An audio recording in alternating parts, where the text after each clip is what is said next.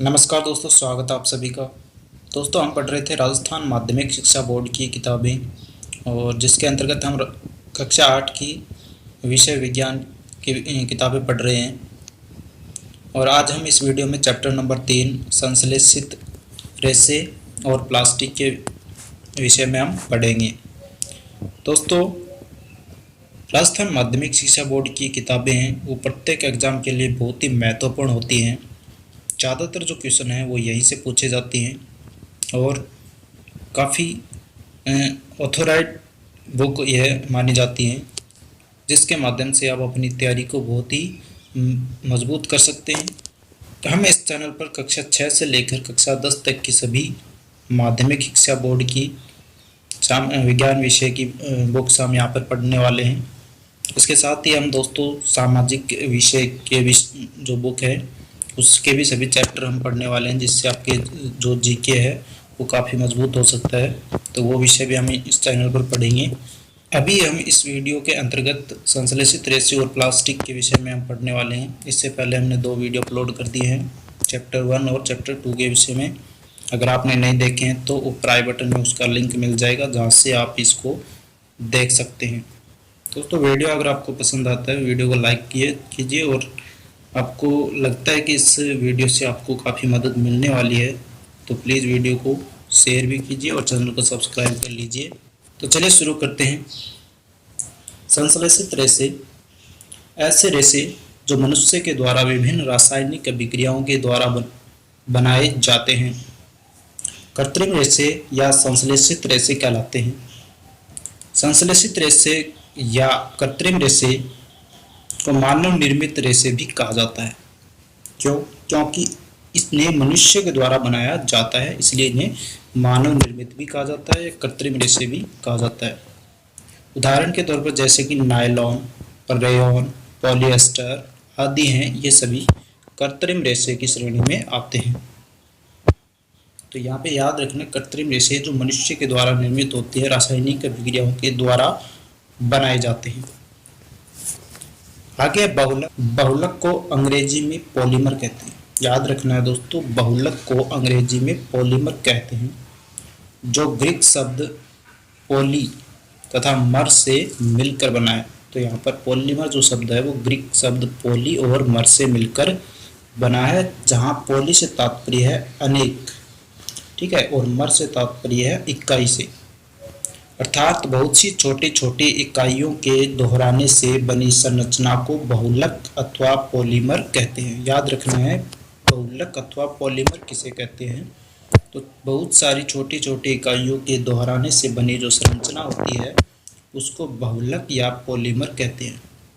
संश्लेषित रेशे भी बहुलक ही होते हैं, ठीक है। संश्लेषित रेशे क्या कहे जाते हैं, बहुलक ही कहे जाते हैं, जिसमें प्रत्येक छोटी इकाई का एक रासायनिक पदार्थ होता है।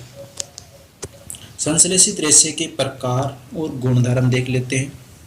तो सबसे पहले रेयॉन संश्लेषित रेशे का जो प्रकार है और इनके क्या गुणधर्म हो सकते हैं, तो रेयॉन है। रेयॉन को कृत्रिम रेशम भी कहते हैं, ये याद रखना। कृत्रिम रेशम किसे कहा जाता है, तो रेयॉन को कृत्रिम रेशम कहा जाता है। यह रेशा प्रकृति से प्राप्त उच्च बहुलक सेल्यूलोज से रासायनिक अभिक्रिया के द्वारा बनाया जाता है, ठीक है। सेल्यूलोज को शुद्ध करके सोडियम हाइड्रोक्साइड और कार्बन डाइसल्फाइड में मिश्रित कर गाढ़ा द्रव बनाया जाता है, जिसे विस्कोस कहते हैं, ठीक है। यहाँ पर याद रखना है कि सेल्यूलोज को शुद्ध सोडियम हाइड्रोक्साइड किसमें मिलाया जाता है, शुद्ध सोडियम हाइड्रोक्साइड और कार्बन डाइसल्फाइड में मिश्रित किया जाता है और एक गाढ़ा द्रव बनाया जाता है, और इसी गाढ़े द्रव को विस्कोस कहते हैं। ये याद रखना है, विस्कोस किसे कहते हैं, सोडियम हाइड्रोक्साइड और कार्बन डाइसल्फाइड से मिश्रित करके किसको, सेल्यूलोज को, इस मिश्रण को क्या कहते हैं, विस्कोस कहते हैं। इस विस्कोस को सूक्ष्म छिद्रों से तनु सल्फ्यूरिक अम्ल में प्रवाहित कर ये रेशे प्राप्त किए जाते हैं। रेयॉन प्राकृतिक रेशम के समान ही होता है।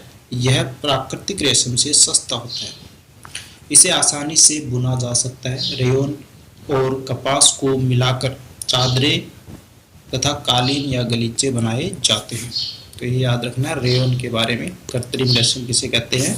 रेयन को कहते हैं। उसके बाद आता है नायलॉन।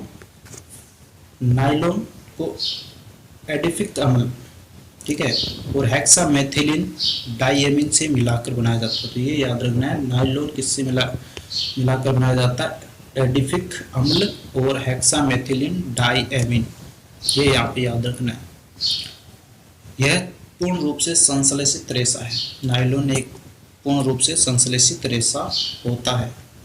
इसके गुण क्या हैं? तो नायलॉन रेशा प्रबल, प्रत्यास्थ व हल्का होता है। यह चमकीला और आसानी से साफ हो जाता है। नायलॉन चमकीला होता है और आसानी से साफ हो जाता है, इसलिए कपड़ों के निर्माण में अधिक उपयोग किया जाता है नायलॉन को। नायलॉन की मजबूती के कारण इसे पैराशूट और चट्टानों पर चढ़ने हेतु रस्से हैं वो बनाए जाते हैं। हमारे दैनिक जीवन में उपयोग में आने वाली कई वस्तुएं जैसे कि जुराब, दांत साफ करने के ब्रश, तंबू, स्लीपिंग बैग, पर्दे आदि नायलॉन से बनाए जाते हैं। उसके बाद आता है आर्लॉन। यह एसीटोनाइट्राइल के बहुलीकरण से प्राप्त होता है। तो ये याद रखना है, एसीटोनाइट्राइल के बहुलीकरण से किसको प्राप्त किया जाता है? आर्लॉन को प्राप्त किया जाता है। इसका रेशा ऊन के रेशे के समान होता है। तो ये यहाँ पे ये विशेषता याद रखनी है कि ऊन के रेशे के समान कौन सा होता है? आर्लॉन होता है। उसके बाद अगला जो रेशा होता है वो डेक्रोन।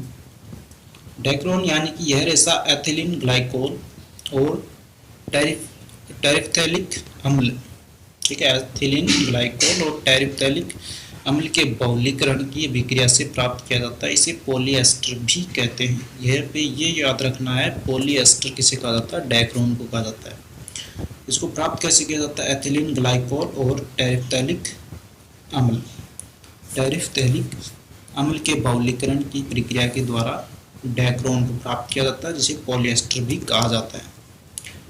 इनसे बने कपड़ों पर आसानी से सिलवटें नहीं पड़ती हैं। यह सपाट और आसानी से क्या है? धुल जाता है। डेक्रोन की विशेषता यहाँ पर।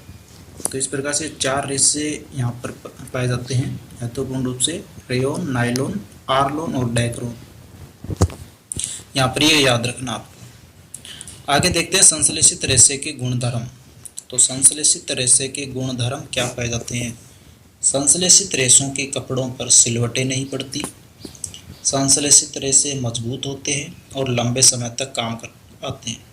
संश्लेषित रेशे जल को कम सोखते हैं, जिससे जल्दी सूख जाते हैं। संश्लेषित रेशा अधिक चमकदार और मुलायम होता है। संश्लेषित रेशे से बने कपड़ों में कीड़े नहीं लगते हैं। संश्लेषित रेशों का उपयोग सरल, कम खर्चीला होता है। लेकिन एक तरफ यहाँ पर इसकी कमियां भी देखी जा सकती हैं। तो कमियां क्या हैं इसमें? संश्लेषित रेशे जल्दी आग पकड़ लेते हैं। संश्लेषित रेशे से बने कपड़े प्राकृतिक रेशों की तरह पसीना नहीं सोख पाते। तो ये जो इसकी 2 कमियां महत्वपूर्ण हैं। संश्लेषित रेशे की कमियों को दूर करने के लिए प्राकृतिक और कृत्रिम रेशों को मिश्रित करके वस्त्र बनाए जाते हैं, जिसे टेरिकोट कहा जाता है। तो ये याद रखना, टेरिकोट क्या होता है? प्राकृतिक और कृत्रिम रेशे का मिश्रित वस्त्र को टेरिकोट कहा जाता है। आगे देखते हैं हम प्लास्टिक। तो यहाँ पर प्लास्टिक क्या होता है? तो छोटे कार्बनिक अणु मिलकर उच्च अणु भार वाली संरचनाएं बनाते हैं। छोटे कार्बनिक अणु मिलकर उच्च अणु भार वाली संरचनाएं बनाते हैं, जिसे प्लास्टिक कहते हैं, जैसे कि सैटेलाइट, पॉलीथीन, टेफ्लॉन, पीवीसी आदि। प्लास्टिक एक संश्लेषित बहुलक है। यहाँ पर प्लास्टिक क्या है? एक संश्लेषित बहुलक होता है। प्लास्टिक का वर्गीकरण देखें तो प्लास्टिक 2 प्रकार के होते हैं। कौन कौन से होते हैं? यहाँ पर देखिए, थर्मोप्लास्टिक यानी कि ताप सुनम्य या ताप सुगठे। दूसरा है थर्मोसेटिंग, ताप दृढ़। इनके बारे में हम विस्तार से पढ़ते हैं। यहाँ पर थर्मोप्लास्टिक वे प्लास्टिक जो गर्म करने पर आसानी से मृदुल हो जाते हैं।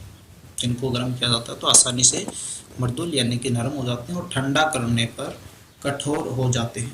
इन्हें कई बार नई आकृतियों में ढाला जा सकता है, अर्थात पॉलीथीन, पीवीसी, पॉलीस्टाइरीन आदि ऐसे हैं जिनको गर्म करने पर ये मर्दूल हो जाते हैं और आसानी से किसी भी सांचे में इनको ढाला जा सकता है। तो ये याद रखना। उदाहरण पॉलीथीन, पीवीसी और पॉलीस्टाइरीन कौन से होते हैं? थर्मोप्लास्टिक होते हैं। किस प्रकार के प्लास्टिक हैं ये? थर्मोप्लास्टिक। उसके बाद थर्मोसेटिंग प्लास्टिक की बात करें तो ऐसे प्लास्टिक जो गर्म करने पर और अधिक कठोर हो जाते हैं और पिघलते ही नहीं हैं। यानी कि ऐसे प्लास्टिक जो गर्म करने पर ज़्यादा अधिक कठोर हो जाते हैं और पिघलते नहीं हैं, मर्दूल नहीं होते हैं, नरम नहीं पड़ते हैं। जितना गर्म करते हैं उतना अधिक कठोर होते चले जाते हैं। तो ये थर्मोप्लास्टिक। इन्हें किसी एक आकृति में ढाल देने के पश्चात किसी अन्य आकृति में नहीं ढाला जा सकता। तो एक आकृति में इनको डाल दिया जाता है तो दोबारा से इनको किसी दूसरी आकृति में नहीं ढाला जा सकता है।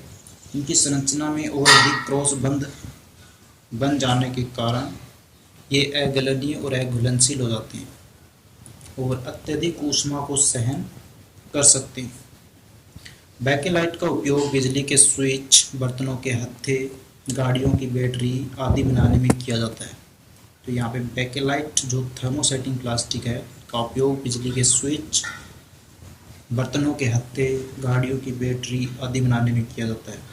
इसके गुण देखें तो प्लास्टिक विद्युत एवं ऊष्मा का कुचालक होता है। विद्युत और ऊष्मा का कुचालक होता है। प्लास्टिक अक्रियशील होता है, अत्यधिक ताप को सहन करने की क्षमता वाला तथा हल्का होता है। यह धातु की तुलना में अधिक सस्ता होता है। तो यह थर्मोसेटिक प्लास्टिक के गुण हैं। उसके बाद आगे हम देखें तो प्लास्टिक के अनुप्रयोग। तो प्लास्टिक के अनुप्रयोग के अंतर्गत देखें तो बिजली के जो तार हैं, तारों पर प्लास्टिक का आवरण लगाकर उन्हें विद्युत रोधी बनाया जाता है। बिजली के तारों पर देखा होगा बहुत सारे सभी तार हैं, उनके ऊपर प्लास्टिक का एक आवरण लगा होता है जिसे विद्युत रोधी बनाया जाता है, जिससे विद्युत करंट से सुरक्षित रहती है, जिससे विद्युत करंट से सुरक्षा प्रदान की जाती है। खाना बनाने के पात्र जैसे कि प्रेशर कुकर, फ्राई पैन, विद्युत उपकरण जैसे विद्युत इस्त्री, विद्युत केतली के हत्थे बैकेलाइट प्लास्टिक के बने होते हैं। ये सभी कैसे प्लास्टिक होते हैं? थर्मोसेटिंग प्लास्टिक होते हैं। घर या दुकान में विभिन्न प्रकार के रसायन, अचार, मसाले, तेल, अम्ल के संग्रहण या संचयन के हेतु प्लास्टिक के बने पात्रों का उपयोग किया जाता है। घर में बहुत सारे ऐसे जो डिब्बे पाए जाते हैं प्लास्टिक के ही बने होते हैं। आगे हम देखते हैं यहाँ पर तो कृषि के क्षेत्र में सिंचाई हेतु उपयोग में लाए जाने वाले पाइप भी प्लास्टिक के ही बने होते हैं।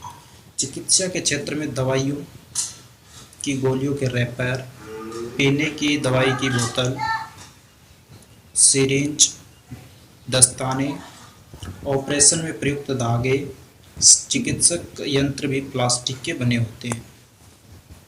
माइक्रोवेव ओवन में खाद्य सामग्री को पकाने हेतु विशिष्ट प्लास्टिक पात्रों का उपयोग किया जाता है।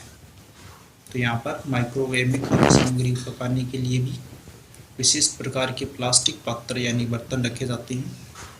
नॉन स्टिक यानी कि न चिपकने वाले तवा, कढ़ाई पर भी एक विशिष्ट प्लास्टिक टेफ्लॉन की परत चढ़ी होती है। तो यहाँ पर प्लास्टिक टेफ्लॉन की परत चढ़ाई जाती है नॉन स्टिक, जिस पर कोई भी कढ़ाई है, तवा है, जिस पर खाना चिपकता नहीं है। आग बुझाने वाले कर्मचारियों के परिधान पर एक विशिष्ट मेलेमाइन की परत चढ़ी होती है ताकि वे अग्निरोधक बन सके। हमारे दैनिक जीवन में प्लास्टिक